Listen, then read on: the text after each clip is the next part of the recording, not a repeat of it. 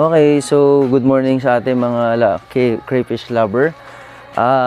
Pakita ko lang sa inyo yung yung meron tayo dito. So ito ay nursery natin doon sa mga craylings natin na almost 1 inch and a half na. Yan dito. Tapos meron din tayo dito sa kabila. Dito. Kailan makita yung kamay ko.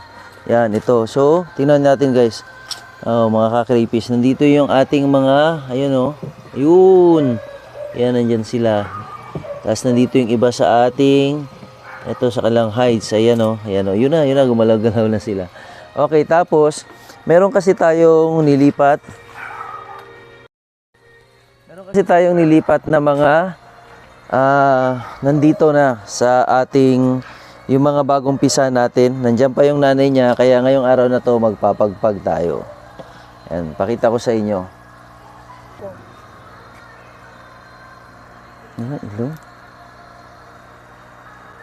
Okay, so ito kasing hives na ginawa natin ay medyo madilim talaga tong container na to. Pero nandito yung ating inahin pa, kaya magpapagpag tayo ngayong araw na to. Yan. Yung iba kasi nakahiwalay na, pero yung iba nag-i-stay pa rin sa mother. Kaya kailangan na natin silang pagpagin. Yan, ingat-ingat lang sa pagpapagpag ha. Kasi pwede ka masipit ng inahin. Yan. Ayun na siya. Ooh. Yan. Ayun, naghiwalay na. Ayan o. Naghiwalay na, hindi na natin kailangang magpagpag. Kasi wala na yung mga inakay niya. Yan. So, lalagyan na natin siya doon sa kanyang bagong... Oh. Yan. Ito kasi, yan. Ingat lang po, hindi tayo masipit. Yan. Medyo meron siyang damage sa kanyang Pero, nag-release na yung inyong mga inakay. So, ang mga inakay niya ngayon ay nandito. Ayun o. Yan, nag-release na. So, maganda. Kasi mapapractice na nila yung kanilang area dito. So, pansinin natin kung makikita natin sila. Ano pa lang to, mga 3 days old pa lang. 3 or 4 days old or... Hindi ko kasi napansin na nagpagpag na itong si Ayan o. Nagpagpag na siya. Isa sa mga breeder natin. So, after nito, ilalagay na natin siya doon sa kanyang kulungan para makasama yung iba pa nating mga breeder. Ayan. So, ito ay mga nasa... Check natin kung ilang inch na to. So, ito ay mga nasa 5 inch. Ayan. So, 5 inch na to siya. Ayan. So, lalagay na natin siya dito sa kanyang... yan. Ito yung bagong ng ating mga breeder. So, nandito yung mga ibang mga breeder natin. Ayan. Bye-bye. Ayan. So, tapos, syempre, nandito si Darak. Ayan. Tawag ko sa kanya si Darak. Kasi ito yung pinakamalaki sa lahat ng ating mga crayfish. Ayan. Ito yung pinaka-alpha natin dito. Kunin muna natin sa alpha. Ayan. Napakalaki nito. Susukatin natin kasi hindi pa natin nasusukat ito siya. Kung gaano siya kalaki na. Uy, where are you? Uy. Wala. Ayan. So, possible na sa 6 inch. 6 inch ito. Tingnan natin.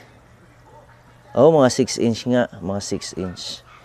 Magalaw siya, pero subukan nating ng net. Post mo muna. Where are you? Ayan o, yan siya. Ang bilis.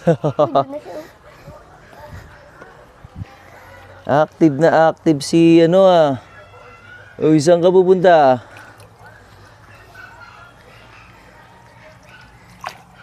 Okay.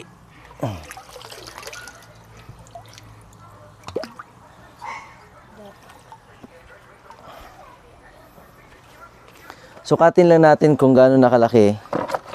Itong ating tinatawag ko sa kanya Darak. Si Darak. Darak. Huwag ka mangagat, Darak. Masakit ka mangagat. Ayan. Malakas ang pitik. Ito yung pinakamalaki natin.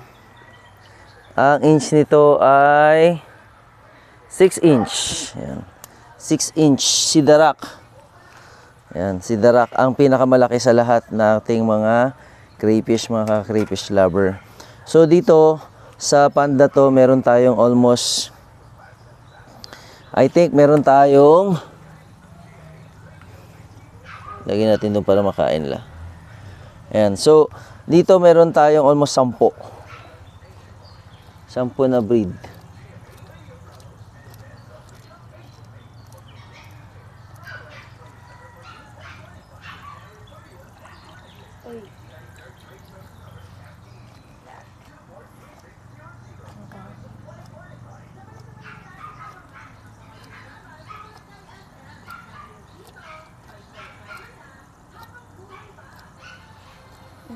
Creepy.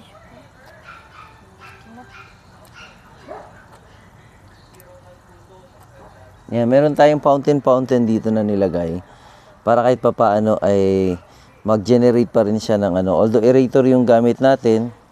Ayan. So hopefully sana walang nakakawala dito sa bagong pond natin na ginawa. Ayan. So hopefully din ay talagang dumami sila. Hindi ko pa nakikita yung iba kasi i-check natin mamayang gabi kung meron ng mga bagong buried. Dahil maganda rito kasi yung tubig ay naiinitan sila, so kailangan din nila talaga ng init.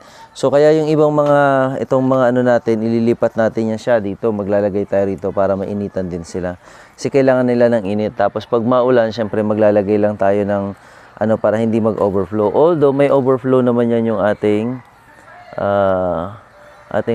ito, yan. So dadagdagan natin ng 2 yan. Medyo mahal lang ng konti ito, pero maganda rin kasi matibay. Ayan. So, dito yan natin ilalagay sa gilid. And then, aayusin din natin, by the way, yung ating yung ating pump, yung ating water filtration. Yan, para dito natin siya i-set up mamaya, yung water filtration natin. Yan, ito. Tatrabahuin lang natin. Okay, yan lang muna for the update. Maraming salamat mga crayfish lover sa mga taga Palawan. Yan, mga crayfish Palawan na farmer natin. Shoutout sa ating lahat. Ingat!